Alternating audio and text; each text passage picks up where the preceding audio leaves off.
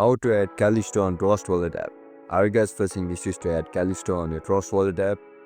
If that's so, then this video might help you out. Without further ado, let's get started. First of all, open Trust Wallet app on your mobile device.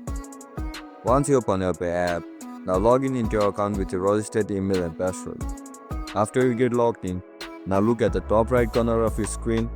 Click on this icon over here. Once you click on it, now tap on search and search for Callisto. To add Callisto on your Trust Wallet app, toggle this option over here. Once you toggle it, now go back to your Trust Wallet homepage. Now click on Callisto. After you click on it, now tap on receipt button over here.